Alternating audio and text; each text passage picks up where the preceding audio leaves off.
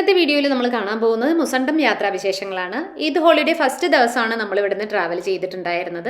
അന്ന് ഒമാനിൽ holiday start ചെയ്തിട്ടുണ്ടായിരുന്നില്ല. അതുകൊണ്ട് ആവശ്യം വേണ്ട ഫുഡ് കാര്യങ്ങളൊക്കെ റെഡിയാക്കിയിട്ടായിരുന്നു ഞങ്ങൾ ഇവിടുന്ന് പുറപ്പെട്ടിട്ടുണ്ടായിരുന്നത്. വിസ കാലാവധി 3 മാസം എന്നൊക്കെ പറയാറുണ്ടെങ്കിലും ഈ ട്രാവൽ ചെയ്യുന്നവരുടെ കൂട്ടത്തിൽ 3 പേർക്ക് 1 മാസത്തെ വാലിഡിറ്റി തന്നെ ഉണ്ടായിരുന്നുള്ളൂ. പക്ഷേ നമുക്ക് ബോർഡറിൽ പ്രോബ്ലംസ് ഒന്നും ഉണ്ടായിരുന്നില്ല. ഇതിന് മുന്നേ ഉള്ള സമയത്തൊക്കെ നമ്മൾ വരുന്ന സമയത്ത് നമ്മളൊരു ആപ്ലിക്കേഷൻ ഫില്ല് ചെയ്ത് കൊടുക്കേണ്ടതുണ്ടായിരുന്നു. പക്ഷേ ഇപ്രാവശ്യം ഇന്ത്യൻസിന് അങ്ങനെ ആപ്ലിക്കേഷൻ ഫില്ല് ചെയ്യേണ്ടെന്ന് പറഞ്ഞിട്ടുണ്ടായിരുന്നു. അതുപോലെ തന്നെ നമുക്ക് വിസ ഫ്രീ ആയിരുന്നു. ആകെ നമുക്ക് ചിലവ് വന്നിരുന്നത് ഒരാൾക്ക് ദുബായ് എക്സിറ്റ് എടുക്കുന്നതിന് 35 ദിറംസ് വെച്ചിട്ടാണ് വന്നിട്ടുണ്ടായിരുന്നത്. പിന്നെ ഇവിടേക്ക് ട്രാവൽ ചെയ്യുന്നവർ ഒമാൻ ഇൻഷുറൻസ് ഒന്നുകിൽ എടുത്തിട്ട് വരണം, ഇല്ലെങ്കിൽ നമുക്ക് ആ ഒരു ബോർഡറിൽ നിന്ന് എടുക്കാവുന്നതാണ്. ബോർഡറിൽ നിന്ന് ഇൻഷുറൻസ് എടുക്കുന്നതിന് 110 ദിറംസ് ആയിരുന്നു ചാർജ് വന്നിട്ടുണ്ടായിരുന്നത്. പിന്നെ തീരെ പ്രതീക്ഷിക്കാണ്ട് നമുക്കൊരു പ്രോബ്ലം ഫേസ് ചെയ്യേണ്ടി വന്നിട്ടുണ്ടായിരുന്നു. അപ്പോൾ ബോർഡറിൽ നിന്ന് ഞാനും ഹസ്ബൻഡും ബൈക്കിലും പിന്നെ കുട്ടികൾ ഞങ്ങളോടൊപ്പം വേറൊരു ഫാമിലി ഉണ്ടായിരുന്നു, അവരോടൊപ്പം കാറിലും വരാൻ പ്ലാൻ ഇട്ടിട്ടായിരുന്നു ഞങ്ങൾ യാത്ര പുറപ്പെട്ടിട്ടുണ്ടായിരുന്നത്.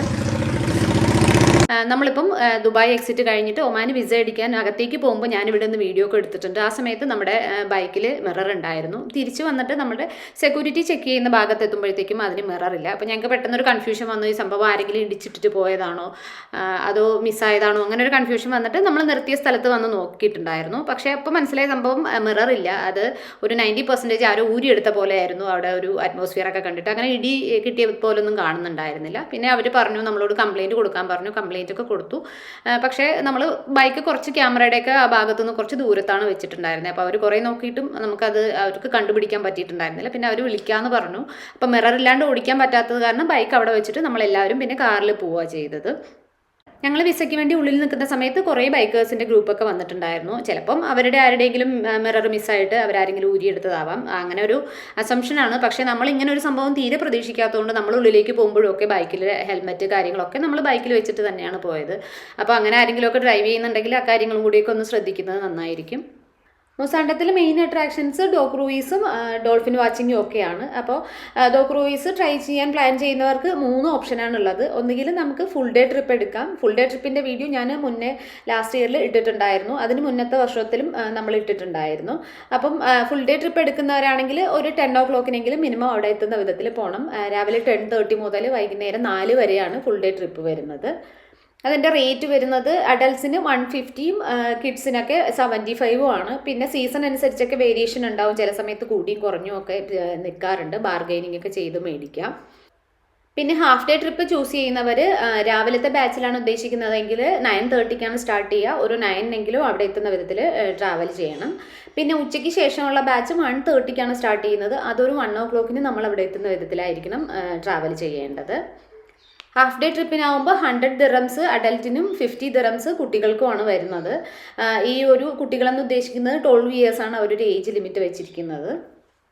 പിന്നെ UAE തന്നെ നമുക്ക് ഫുൾ പാക്കേജ് എടുത്തിട്ട് പോവാം. അങ്ങനെയുള്ള ഓപ്ഷൻ എടുക്കുകയാണെങ്കിൽ ഒരാൾക്ക് ഒരു 150, 165 ആ ഒരു റേഞ്ചിലൊക്കെ ആവും വരുന്നുണ്ടാവുക.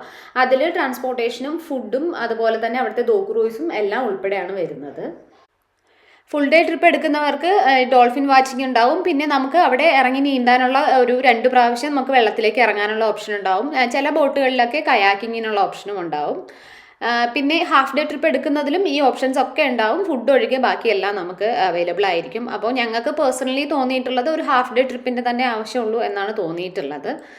പിന്നെ പോകുന്ന വഴിക്ക് നമുക്ക് സിപ്പ് ലൈൻ ട്രൈ ചെയ്യാനുള്ള ഓപ്ഷൻ ഉണ്ട്. ലോകത്തിലെ തന്നെ വെള്ളത്തിന് മുകളിലൂടെയുള്ള ഏറ്റവും വലിയ സിപ്പ് ലൈനാണ്. 1800 മീറ്ററാണ് ഡിസ്റ്റൻസ് വരുന്നത്. ജബൽ ജെയ്സിലെ പോലെ തന്നെയാണ് ഇവിടെ ഒരു പിക്കപ്പ് പോയിന്റ് ഉണ്ട്. അവിടേക്ക് ചെന്ന് കഴിഞ്ഞാൽ അവരുടെ തന്നെ വണ്ടിയിൽ ഏറ്റവും ടോപ്പിലേക്ക് കൊണ്ടുപോവുക ചെയ്യുന്നത്. സിംഗിൾ സിപ്പ് ലൈനും ഡബിൾ സിപ്പ് ലൈനും ഉണ്ട്.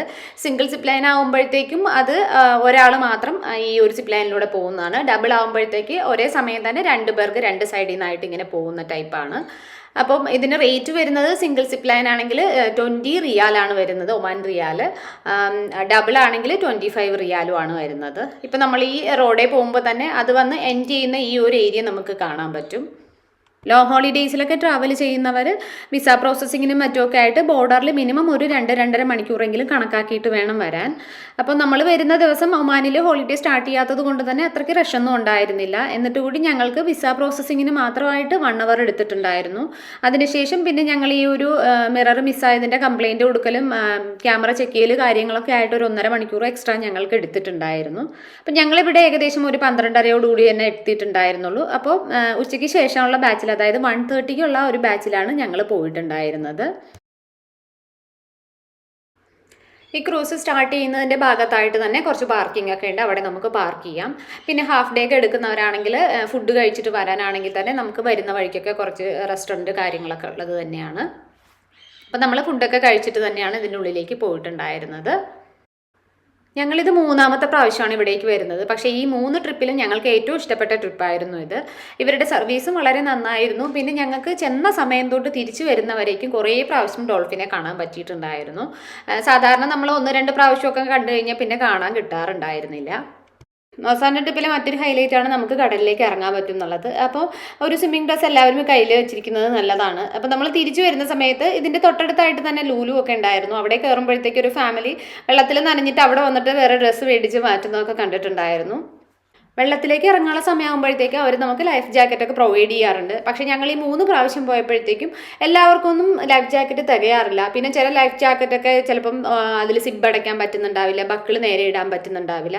അപ്പോൾ ഭയങ്കര ലൂസായിട്ട് ഇങ്ങനെ ഓപ്പൺ ആക്കിയിട്ട് ജാക്കറ്റ് ഇട്ടിട്ട് നമ്മൾ വെള്ളത്തിലേക്ക് ചാടുവാണെങ്കിൽ ആ ജാക്കറ്റ് ഇങ്ങനെ പൊങ്ങിപ്പോവും. അപ്പോൾ നമുക്ക് ഭയങ്കര അൺകംഫർട്ടബിൾ ആയിരിക്കും. അപ്പോൾ അതൊക്കെ ഒന്ന് ശ്രദ്ധിച്ചിട്ട് വേണം നമ്മൾ വെള്ളത്തിലേക്ക് ഇറങ്ങേണ്ടത്. പേഴ്സണൽ പ്രോപ്പർട്ടി ആയിട്ട് ലൈഫ് ജാക്കറ്റ് ഉള്ളവർ അതും കൂടി കയ്യിൽ വെച്ചിരിക്കുന്നത് വളരെ നല്ലതാണ്. ചില ബോട്ടിലൊക്കെ ഒരു വാഷ്റൂമും ചിലതിലൊക്കെ 2 വാഷ്റൂമാണ് ഉണ്ടായിരിക്കാറ്. അപ്പോൾ നമുക്ക് ആ വെള്ളത്തിലേക്ക് ഇറങ്ങാനുള്ള സമയമാകുമ്പോഴത്തേക്ക് എല്ലാവരും ചേഞ്ച് ചെയ്യാൻ വേണ്ടിയിട്ട് കുറച്ച് തിരക്കായിരിക്കും. അപ്പോൾ നമ്മൾ കയറി അത്യാവശ്യം കുറച്ച് ഫോട്ടോസ് കാര്യങ്ങളൊക്കെ എടുത്തു കഴിഞ്ഞതിന് ശേഷം ആദ്യമേ തന്നെ ഡ്രസ്സൊക്കെ ചേഞ്ച് ചെയ്തിട്ട് ഇരിപ്പുണ്ടായിരുന്നു. അപ്പോൾ നമ്മൾ ഡോൾഫിനെ കാണുന്ന ഏരിയയിലേക്കാണ് പോയിക്കൊണ്ടിരിക്കുന്നത്. ചില സമയത്തൊക്കെ പോയി കഴിഞ്ഞാൽ നമ്മൾ കുറേ വെയിറ്റ് ചെയ്തതിന് ശേഷമായിരിക്കും കാണാൻ കിട്ടുന്നുണ്ടാവുക. അപ്പോൾ നമ്മൾ കുറച്ച് നേരം വെയിറ്റ് ചെയ്യുമ്പോൾ തന്നെ നമുക്ക് ചെറുതായിട്ടൊക്കെ ഇങ്ങനെ കാണാൻ കിട്ടിയിട്ടുണ്ടായിരുന്നു. പിന്നെ കുറച്ച് നേരം കൂടി കഴിഞ്ഞപ്പോഴത്തേക്ക് ഞങ്ങൾക്ക് ഒത്തിരി സൈറ്റിങ് കിട്ടിയിട്ടുണ്ടായിരുന്നു. ഒട്ടുമിക്ക ബോട്ടുകളും ഈ ഒരു ഏരിയയിൽ തന്നെയാണുള്ളത്. ഡോൾഫിനെ കണ്ടു തുടങ്ങുമ്പോഴത്തേക്ക് ഈ ബോട്ട് ഇങ്ങനെ സ്പീഡായിട്ട് ഓടിച്ച് പോയി കഴിഞ്ഞാൽ നന്നായിട്ട് ഇവർ ചേസ് ചെയ്ത് വരാറുണ്ട്. ഇല്ലെങ്കിൽ 2 ബോട്ടിന് ഇടയ്ക്കൊക്കെ ആണെങ്കിൽ 2 ബോട്ടും ഒരേ സ്പീഡിൽ ഇങ്ങനെ പോവുകയാണെങ്കിൽ അങ്ങനെയൊക്കെ ചേസ് ചെയ്ത് വരാറുണ്ട്. ഈ പ്രാവശ്യത്തെ യാത്രയിൽ ഞങ്ങൾക്ക് ഒത്തിരി എക്സ്പീരിയൻസ് കിട്ടിയിട്ടുണ്ടായിരുന്നു. ഇങ്ങനെ നമ്മളെ ചേസ് ചെയ്ത് വരുന്നുണ്ടായിരുന്നു. അതുപോലെ വേറെ ബോട്ടുകളിലൊക്കെ ചേസ് ചെയ്ത് പോകുന്നതൊക്കെ നമുക്ക് കാണാൻ പറ്റിയിട്ടുണ്ടായിരുന്നു.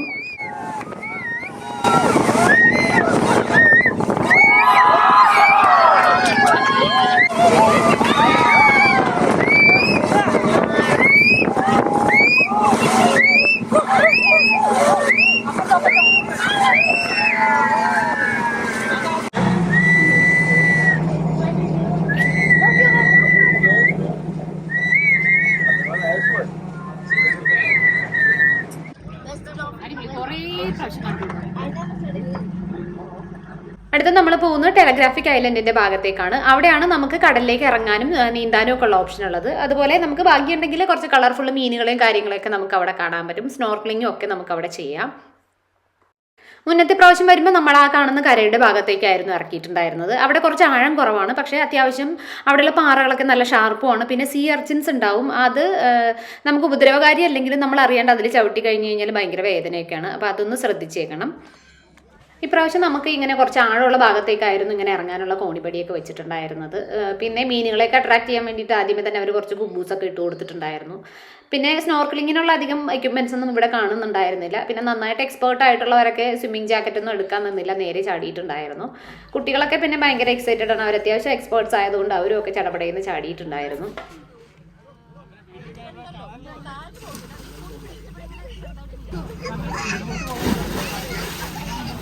ശരിക്കും ഈ ട്രിപ്പ് നന്നായിട്ട് എൻജോയ് ചെയ്യുന്നത് ഇവിടെ വന്ന് ഈ വെള്ളത്തിലൊക്കെ ഇറങ്ങുന്നവരാണ്. പിന്നെ ഒരു കയാക്കിങ്ങിന്റെ ബോട്ട് ഉണ്ടായിരുന്നു, അതും ഇറക്കിയിട്ടുണ്ടായിരുന്നു. അപ്പോൾ വെയിറ്റ് അധികം ബാലൻസ് ചെയ്യാത്ത 2 പേര് കയറുമ്പോൾ ഇടയ്ക്കിടയ്ക്ക് ഈ സംഭവം മറിഞ്ഞൊക്കെ വീഴുന്നുണ്ടായിരുന്നു. എന്നാലും അങ്ങനെ അപകടപരമായിട്ടുള്ള വീഴ്ചയൊന്നും അല്ല. എല്ലാവരും ആ ഒരു വീഴ്ചയും ഒക്കെ അത്യാവശ്യം എൻജോയ് ചെയ്യുന്നുണ്ടായിരുന്നു. ഏകദേശം ഒരു അരമണിക്കൂർ തന്നെ നമുക്ക് ഈ ഒരു സംഭവം കിട്ടിയിട്ടുണ്ടായിരുന്നുള്ളൂ. അപ്പോൾ ഒരു അരമണിക്കൂറൊക്കെ കഴിഞ്ഞപ്പോഴത്തേക്ക് കയറിക്കോളാൻ പറഞ്ഞു. എന്നാലും 3/4 മണിക്കൂറോളം നമ്മൾ അവിടെ സ്പെൻഡ് ചെയ്തിട്ടുണ്ടായിരുന്നു.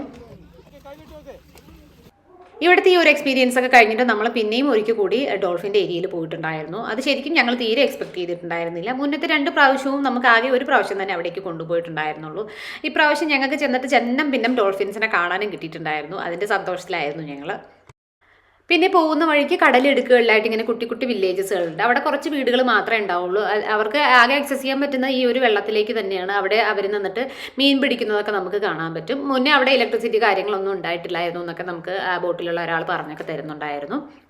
പിന്നെ മൊസാണ്ടം സ്റ്റേ ചെയ്യുന്നവർക്ക് വേണമെങ്കിൽ ഈവനിങ് ട്രിപ്പ് ചൂസ് ചെയ്യാം. നമ്മുടെ നാട്ടിൽ ഹൗസ് ബോട്ടൊക്കെ എടുക്കുന്നത് പോലെ ഈവനിങ്ങിൽ ബോട്ടിൽ കൊണ്ടുവന്നിട്ട് നമുക്ക് ഇപ്പോൾ ഈ പോകുന്ന വഴിക്ക് ഇതുപോലെ കുഞ്ഞു കുഞ്ഞു ഗ്രാമങ്ങൾ കാണാൻ പറ്റാറുണ്ട്. അവിടേക്ക് നമുക്ക് ക്യാമ്പ് ചെയ്യുന്നത് പോലെ അവിടെ പോയിട്ട് ടെൻ്റൊക്കെ അടിക്കാനുള്ള സൗകര്യം ഉണ്ടാവും. അതുപോലെ ഫുഡ് കാര്യങ്ങളൊക്കെ ഇവർ തന്നെ പ്രൊവൈഡ് ചെയ്യും. പിന്നെ അവിടെ രാത്രിയിൽ സ്റ്റേ ചെയ്തിട്ട് രാവിലെ തിരിച്ചു വരുന്ന വിധത്തിലും ഒരു ഓപ്ഷൻ ഉണ്ട്. ഞങ്ങൾ പോയ ബോട്ടിലെ കോൺടാക്ട് ഡീറ്റെയിൽസ് ഞാൻ ഡിസ്ക്രിപ്ഷൻ ബോക്സിൽ കൊടുത്തിട്ടുണ്ട്. അപ്പം എന്തെങ്കിലും കൂടുതൽ ഡീറ്റെയിൽസ് ഒക്കെ വേണമെങ്കിൽ അവരെ കോൺടാക്ട് ചെയ്താൽ മതിയാവും. ഞങ്ങളിത് ശരിക്കും മുന്നേ ബുക്ക് ചെയ്തിട്ടൊന്നും ആയിരുന്നില്ല പോയിട്ടുണ്ടായിരുന്നത്. അവിടെ ചെന്നിട്ട് അവിടെ വെച്ച് കണ്ട ഒരു ബോട്ട് ഞങ്ങൾ ബുക്ക് ചെയ്യാനുണ്ടായത്.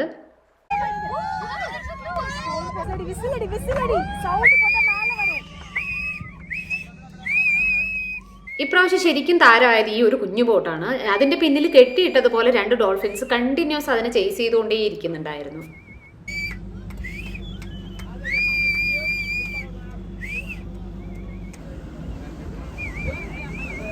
അവന് പിന്നാലെ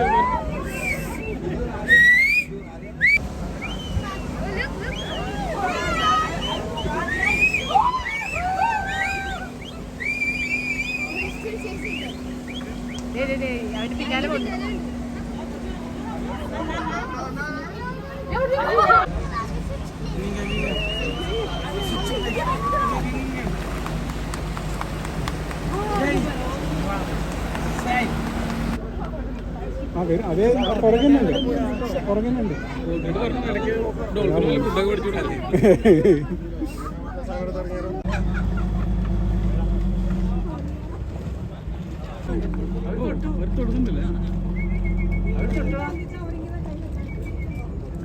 നമ്മുടെ ഡ്രൈവറോട് ഓടിക്കാൻ പറ. ഫാമിലി ആയിട്ട് പോകുന്നവർക്ക് വേണമെങ്കിൽ ഇങ്ങനെയുള്ള ചെറിയ ബോട്ടുകളിലും ഒക്കെ ട്രിപ്പ് ചൂസ് ചെയ്യാം. പക്ഷേ ഇത് അധികം നേരം ഉണ്ടാവാറില്ല. ഒന്ന് നന്നായിട്ട് നിർബന്ധിച്ചിരുന്നെങ്കിൽ ഈ ബോട്ടിൻ്റെ കൂടെ തന്നെ ഡോൾഫിൻ വീട്ടിലൂടെ പോകുമായിരുന്നു എന്ന് തോന്നിയിട്ടുണ്ടായിരുന്നു. അത്രയ്ക്കും അധികം നേരം അതിങ്ങനെ ചേസ് ചെയ്തുകൊണ്ടേ ഇരിക്കുന്നുണ്ടായിരുന്നു. അപ്പോൾ നമ്മൾ കുറച്ചുകൂടെ നേരം കൂടെയൊക്കെ അവിടെ സ്പെൻഡ് ചെയ്തിട്ട് നമ്മളും പതുക്കെ യാത്ര തിരിച്ചിട്ടുണ്ടായിരുന്നു. ഏകദേശം എല്ലാ ബോട്ടുകളും തിരിച്ചു തുടങ്ങിയിട്ടുണ്ടായിരുന്നു. അപ്പോൾ നമുക്ക് 5 മണി വരെ ആയിരുന്നു ടൈം പറഞ്ഞിട്ടുണ്ടായിരുന്നത്. കറക്റ്റ് 5 മണിക്ക് തന്നെ നമ്മളിപ്പം കരയുടെ ഭാഗത്തേക്ക് എത്തിയിട്ടുണ്ടായിരുന്നു. തിരിച്ച് UAE പോകുന്ന വഴിക്ക് ആദ്യമേ തന്നെ നമുക്ക് ഇവിടുത്തെ അത്യാവശ്യം ഫേമസ് ആയിട്ടുള്ള ബീച്ചാണ് ബാസ ബീച്ച്. അത് നമുക്ക് കാണാൻ കിട്ടും. പിന്നെ ഇടയ്ക്കിടയ്ക്കൊക്കെ ഇങ്ങനെ കുറേ വ്യൂ പോയിന്റുകൾ കാര്യങ്ങളൊക്കെ ഉണ്ടാവും. സൺസെറ്റിൻ്റെ സമയം അടുത്ത് വരുന്നുണ്ട്. അപ്പോൾ നമുക്ക് നല്ല സൺസെറ്റ് വ്യൂ ഒക്കെ കിട്ടുന്നുണ്ടാവും. അപ്പം നമുക്കധികം ഇരുട്ടുന്നതിന് മുമ്പ് സൺസെറ്റൊക്കെ കാണാൻ വേണ്ടിയിട്ട് നമ്മൾ ഇവിടെ എത്തിയിട്ട് പിന്നെ അധികം സമയമൊന്നും സ്പെൻഡ് ചെയ്തില്ല. വേഗത്തിൽ തന്നെ ഇവിടുന്ന് യാത്ര കണ്ടിന്യൂ ചെയ്തിട്ടുണ്ടായിരുന്നു. സംഭവം അടിപൊളിയായിരുന്നു. ഇന്ന് ഡോൾഫിൻ്റെ ചാകരയായിരുന്നു തോന്നുന്നു മൊസാണ്ടം മൊത്തം. ഒരുപാട് പ്രാവശ്യം കണ്ടിട്ടുണ്ടായിരുന്നു. അത് ഞങ്ങൾ ഹാഫ് ഡേ ആണ് എടുത്തിട്ടുണ്ടായിരുന്നത്. സംഭവം അടിപൊളിയായിരുന്നു. മൊസാണ്ടത്ത് നിന്ന് UAE വരുമ്പോഴത്തേക്ക് നമുക്ക് ഈ ബാസ ബീച്ചിൻ്റെ ബോർഡ് കാണാം. ലാസ്റ്റ് ഇയർ ഇട്ട വീഡിയോയിൽ ഞാൻ കൃത്യമായിട്ട് പറയുന്നുണ്ടായിരുന്നു ഇവിടെ ഓവർനൈറ്റ് ക്യാമ്പിങ്ങും ബാർബിക്യും ഒക്കെ അലൗഡ് ആണ് എന്ന്. പക്ഷേ ഇപ്പോൾ അവിടെ ബോർഡ് വെച്ചിട്ടുണ്ടായിരുന്നു ഇത് രണ്ടും അലൗഡ് അല്ല എന്ന്. പിന്നെ ഇവിടെ കുറച്ച് ഫുഡ് സ്റ്റോളുകൾ കാര്യങ്ങളൊക്കെ ഉണ്ടായിരുന്നു. പക്ഷേ ഞങ്ങൾ പോയ ദിവസം അവിടെ ഈദ് അവസാനിച്ചിട്ടുണ്ടായിരുന്നില്ല. അതുകൊണ്ട് അപ്പോൾ ഓപ്പൺ ആയിട്ടുണ്ടായിരുന്നില്ല. പിന്നെ ഇവിടുത്തെ ബീച്ചൊക്കെ നല്ല ബീച്ചാണ്. അത്യാവശ്യം ഭയങ്കര തിരകളൊന്നുമില്ല. കുട്ടികൾക്കൊക്കെ കളിക്കാൻ പറ്റിയ ബീച്ചാണ്. എന്നാലും ഞങ്ങൾക്ക് ഏകദേശം 5:30 ആയപ്പോഴാണ് അവിടെ എത്തിയിട്ടുണ്ടായിരുന്നത്. ഒത്തിരി സമയം സ്പെൻഡ് ചെയ്യാൻ കിട്ടിയിട്ടുണ്ടായിരുന്നെങ്കിൽ വളരെ നല്ലായിരുന്നു എന്ന് തോന്നിയിട്ടുണ്ടായിരുന്നു. വലംപിരി ചങ്കിന്റെ കുട്ടി ഇവിടെ നിറയെ ഷെല്ലാണ്. ബാസ ബീച്ചിൽ വന്നിട്ട് നിങ്ങൾ ആരും കണ്ടിട്ടില്ലാത്ത ഒരു ശംഖ് ഞാൻ കണ്ടുപിടിച്ചിട്ടുണ്ട്. ഇത് സ്പെഷ്യൽ വെറൈറ്റിയാണ്.